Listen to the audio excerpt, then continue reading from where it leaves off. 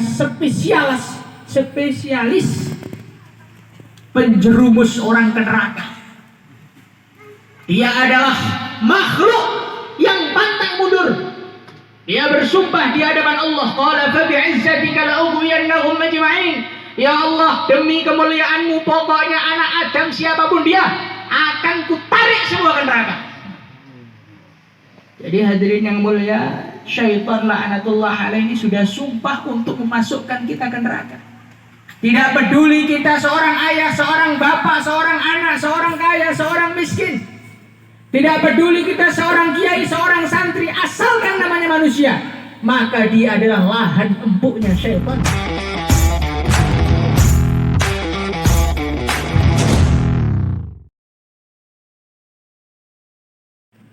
Assalamualaikum warahmatullahi wabarakatuh.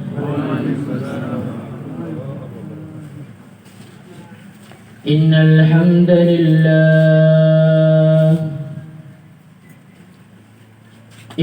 hamdalillah nasta'inuhu wa nastaghfiruhu wa nu'minu bihi wa natawakkalu alayhi wa na'udzu bihi min syururi anfusina wa min sayyiati a'malina.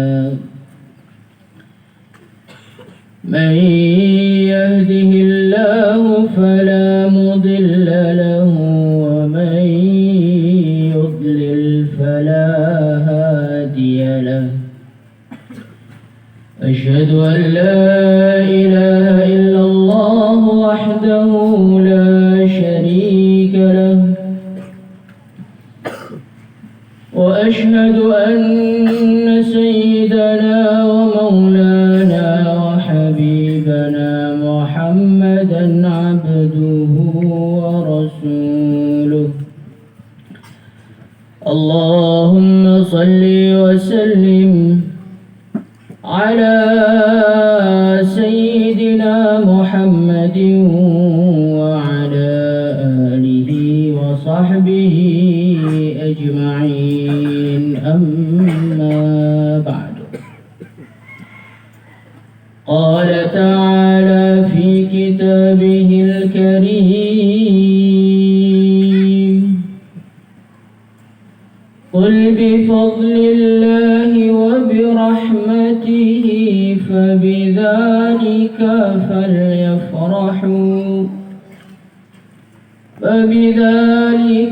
فليفرحوا هو خير مما يجمعون. وقال النبي صلى الله عليه وسلم: من يرد الله به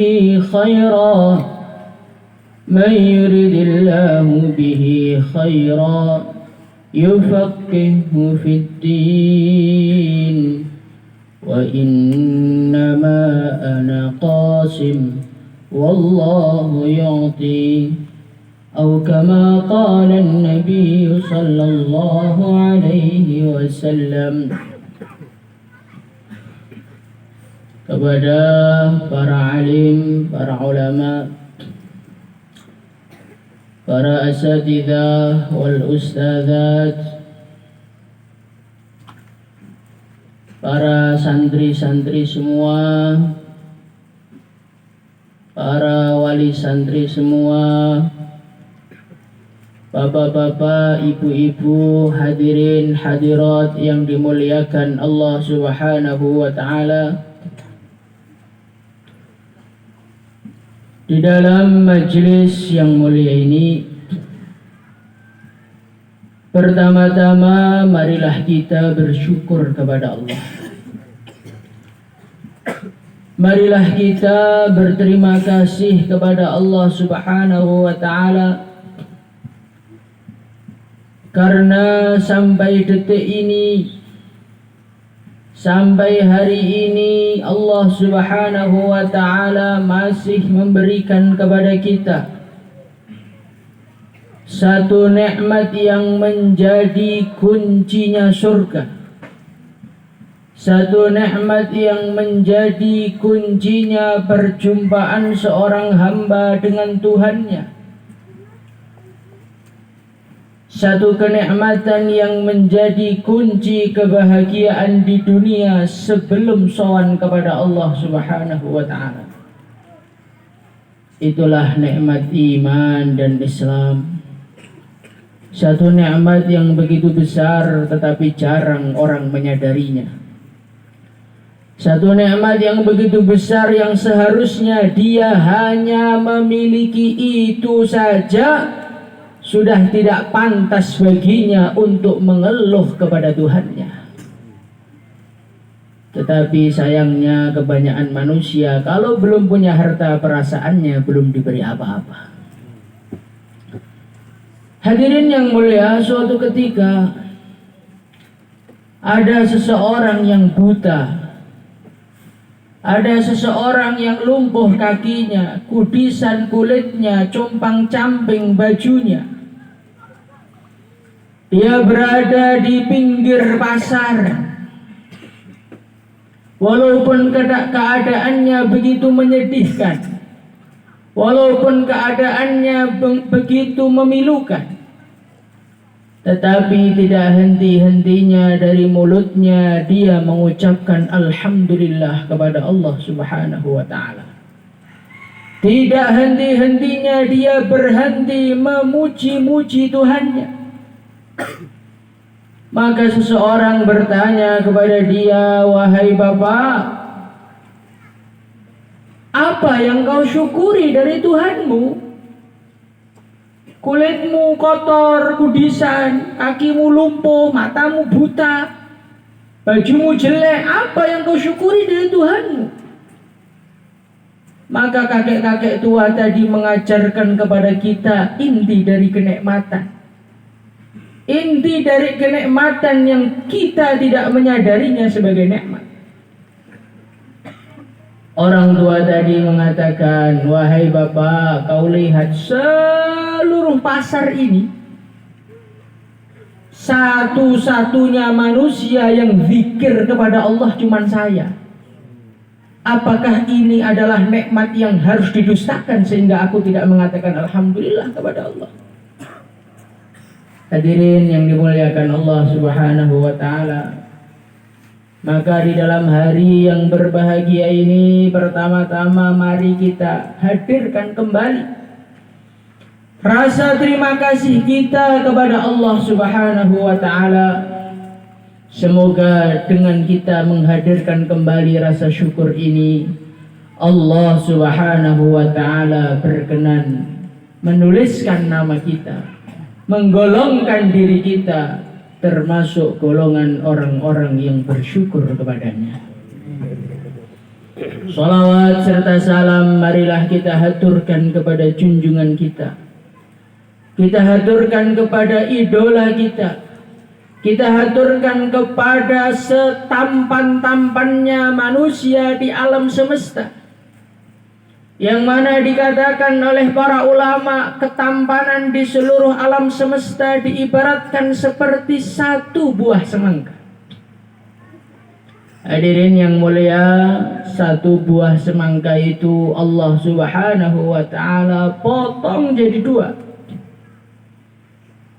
Separuh yang pertama Allah potong lagi jadi seperempat. Seperempatnya yang pertama Allah bagi untuk ketampanan dan kecantikan manusia, mulai zaman Nabi Adam sampai bayi terakhir lahir di dunia. Maka kalau ada orang bilang bapak ganteng, gak usah percaya, Pak.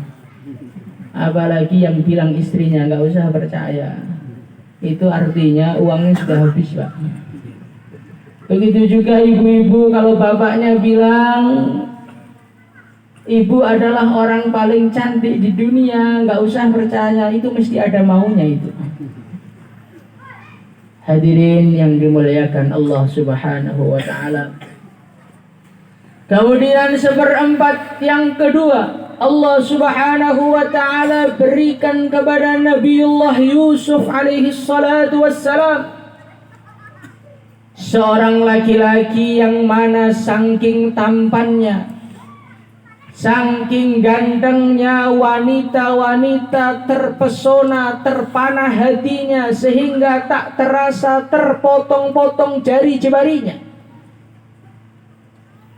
Kemudian separuh yang utuh itu Allah berikan kepada junjungan kita, idola kita, baginda Nabi Muhammad sallallahu alaihi wasallam. Seorang manusia yang mana bersolawat kepadanya menjadikan bergugurannya dosa-dosa. Seorang manusia yang mana bersolawat kepadanya menjadikan hilangnya gundah gulana. Suatu ketika ada seorang sahabat datang kepada Rasulullah sallallahu alaihi wasallam. Ya Rasulullah, bagaimana kalau semua doaku aku jadikan solawat kepadamu? Maka baginda Nabi Muhammad sallallahu alaihi wasallam beliau bersabda, "Idzan yughfar dzambuka wa yukfa hammuka."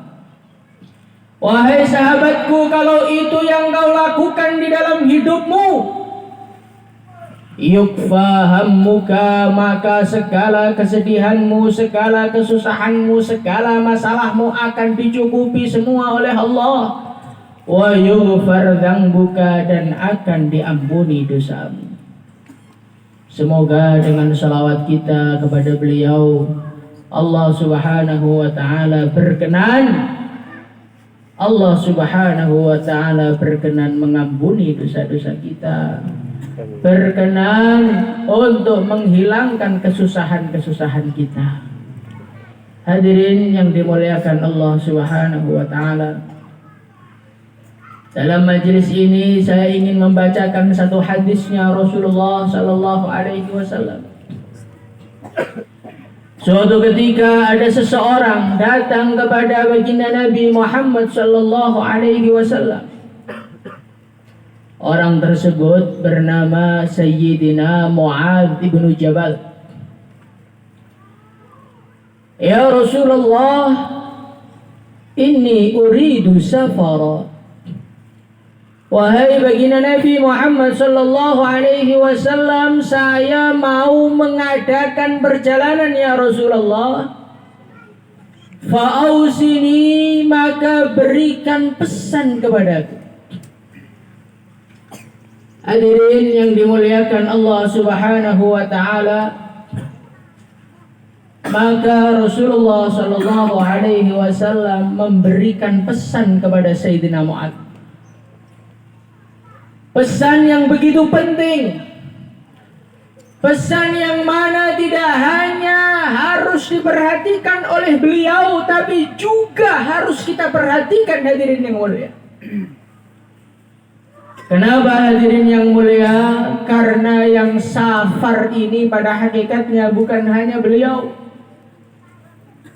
Pada hakikatnya siapapun dia, dari manapun asalnya, bagaimanapun keadaannya, setinggi apapun pangkatnya, pada hakikatnya semua manusia ini dalam perjalanan, hadirin yang mulia. Semuanya. Yang tua mengadakan perjalanan dan biasanya sudah hampir sampai. Yang muda mengadakan perjalanan, yang laki-laki mengadakan perjalanan, yang perempuan mengadakan perjalanan. Hadirin yang dimuliakan Allah Subhanahu wa ta'ala, perjalanan seorang manusia ini bukan perjalanan yang main-main. Perjalanan seorang manusia ini adalah perjalanan yang begitu panjang, hadirin yang mulia. Sehingga dikatakan oleh Sayyidina Ali radhiyallahu anhu, min qillatiz zad wa bu'dis safar. Alangkah sedikitnya bekalku, kata beliau, Ini Sayyidina Ali yang tukang ibadah, tukang berjuang, tukang sedekah ini masih merasa kurang bekalnya. Apalagi dengan kita yang bekalnya nggak karuan, masih ada bekalnya apa tidak? Karena terlalu banyak mengganggu manusia sehingga bekalnya habis di jalan. Hadirin yang Wabadi safar, beliau mengatakan alangkah jauhnya perjalananku. Bagaimana tidak, hadirin yang mulia? Seorang manusia, dia mulai perjalanannya semenjak lahir ke dunia. Setelah lahir ke dunia, dia akan masuk di dalam kuburnya. Dan inilah perjalanan yang sesungguhnya. Ketika seorang manusia sudah sampai di kuburnya, maka nasibnya tergantung selama dia di dunia. Beda Pak dengan di dunia Pak. Kalau di dunia orang buruk masih bisa enak, orang zalim masih bisa bahagia, masih bisa makan sate Pak. Orang yang berbuat kemaksiatan masih bisa tersenyum lebar. Orang yang makan haram masih bisa tidur dengan nyenyak. Hadirin yang mulia, ingat, itu cuma di dunia. Hadirin yang mulia. Sebentar lagi ketika tanah telah menutupi dia, ketika papan menjadi penghalang antar dia dengan orang tuanya dan anak-anaknya dan saudaranya, saat itulah orang-orang yang persiapannya matang, orang-orang yang kehidupannya adalah kehidupan yang menjalankan pesan-pesan baginda Nabi, dia adalah manusia yang berbahagia sebenarnya di kuburnya. Mereka adalah orang-orang yang sudah ditampakkan surga sebelum menikmatinya. Mereka adalah orang-orang yang ketika berbaring didatangi oleh malaikat dan malaikat mengatakan nam naumatul arus. Hai Bapak, sekarang silahkan Anda tidur sebagaimana tidurnya pengantin baru. Hadirin yang mulia, sebaliknya manusia-manusia yang hidupnya dipenuhi dengan kelakuan yang semena-mena, hidupnya dipenuhi dengan dosa, hidupnya dipenuhi dengan harta yang tidak dihalalkan untuknya, maka ketika masuk di dalam kuburan, tanah menghimpit dia sehingga tulang belulangnya patah semua. Hadirin yang mulia, belum lagi malaikat menyiksa dia dengan pukulan yang mana jeritannya didengar seluruh penjuru dunia. Seluruh binatang yang ada di alam semesta semua mendengarkannya, teriakan orang yang disiksa di kuburnya. Ghairat tsaqalain, yang tidak mendengar hanya manusia dan jin. Hadirin yang mulia, andai kata kita mendengarnya, maka kita tidak mungkin ngantuk dalam majlis bayan seperti ini. Allah. Ini kalau suara kubur dengarkan di kuping kita baru terasa. Hadirin yang mulia, hadirin yang dimuliakan Allah Subhanahu wa taala. Wa bu'dis safar, perjalanan kita ini betul-betul jauh. Wa wahsyatut tariq, perjalanan kita ini adalah perjalanan yang penuh dengan lika-liku, penuh dengan tantangan dan rintangan, penuh dengan godaan. Hadirin yang mulia, bagaimana tidak Allah Subhanahu wa taala menyiapkan spesialis penjerumus orang ke neraka. Dia adalah makhluk yang pantang mundur. Dia bersumpah di hadapan Allah, qala fa bi'izzatika la'ughwiyannahum ajma'in. Ya Allah, demi kemuliaanmu, pokoknya anak Adam siapapun dia akan kutarik semua ke neraka. Jadi hadirin yang mulia, syaitan la'natullah alaihi sudah sumpah untuk memasukkan kita ke neraka. Tidak peduli kita seorang ayah, seorang bapak, seorang anak, seorang kaya, seorang miskin. Tidak peduli kita seorang kiai, seorang santri, asalkan namanya manusia, maka dia adalah lahan empuknya syaitan. Hadirin yang mulia, jadi jangan kira kalau sudah 4 bulan itu aman dari syaitan. Justru nanti kalau sudah 4 bulan itu yang datang adalah syaitan yang sudah setahun, Pak. Maka dikatakan oleh para ulama, orang itu semakin tinggi imannya, semakin tinggi ibadahnya, semakin mantap syaitannya. Maka terkenalnya kalau yang ganggu syaitan Syaitan yang ganggu santri itu namanya syaitan putih, syaitan thamma khair, yang dia nipunya jauh lebih ahli dibandingkan syaitan-syaitan kelas bawah. Hadirin yang muliakan Allah Subhanahu wa taala, syaitan laknatullah alaih, dia sudah bersumpah dan dia pantang mundur, dia akan mendatangi kita dari segala penjurunya. Thumma la'atiyannahum min baini aydihim wa min khalfihim wa an aymanihim wa an syama'ihim. Kita mau kemana aja, di depan setan, belakang setan, kanan setan, kiri setan, segala penjuru setan akan mencari kita. Mau tinggal di Jambi, mau tinggal di Riau, mau tinggal di tengah sawit, setan pun sampai di situ, hadirin yang mulia. Allah. Karena setan pergi kemana-mana nggak perlu biaya, Pak. Mau ada sinyal, mau nggak ada sinyal, tetap setan ada di situ, hadirin yang mulia. Dan alhamdulillah targipannya syaitan berhasil, hadirin yang mulia. Di tengah kebun kelapa sekarang sudah banyak HP-nya. Hadirin yang dimuliakan Allah Subhanahu wa taala. Kemudian musuh yang kedua adalah musuh yang selalu bersama kita. Musuh yang kita tidak mengira dia musuh kita. Musuh yang mana hari-hari kita melayaninya, menurutinya.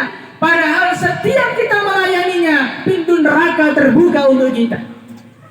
Siapa itu? Nafsu kita, hadirin yang mulia. Diri kita adalah musuh kita utama. Allah berfirman, inna nafsa la'ammaratun bisu. Hai manusia, ketahuilah, sesungguhnya jiwamu, nafsumu adalah perkara yang selalu mengajakmu kepada keburukan. Maka setiap Anda menurutinya, berarti Anda dengan sukarela ditarik ke neraka. Hadirin yang dimuliakan Allah SWT, inilah manusia, inilah kita. Seorang makhluk yang perjalanannya panjang, rintangannya banyak, godaannya banyak. Maka tidak ada pilihan bagi seorang manusia untuk selamat dalam perjalanannya, kecuali dengan mengamalkan pesannya Rasulullah sallallahu alaihi wasallam. Apa itu pesan beliau? Baginda Nabi Muhammad sallallahu alaihi wasallam, beliau bersabda, "Hai Mu'adz, u'budillah wa la tusyrik bihi syai'a." Kalau engkau ingin selamat dalam perjalananmu, kalau engkau ingin bahagia dalam perjalananmu, lolos semua dari segala ujian dalam perjalananmu, kunci yang pertama, u'budillah wa la tusyrik bihi syai'a. Nabi menyampaikan pesannya yang pertama, hai Mu'adz, beribadahlah kepada Allah, menghambalah kepada Allah, jangan kau pernah menyekutukan Allah Subhanahu wa ta'ala. Maka hadirin yang dimuliakan Allah Subhanahu wa ta'ala, kalau kita pengen selamat, marilah kita menghamba yang sebenar-benarnya kepada Allah Subhanahu wa ta'ala. Insyaallah jemaah.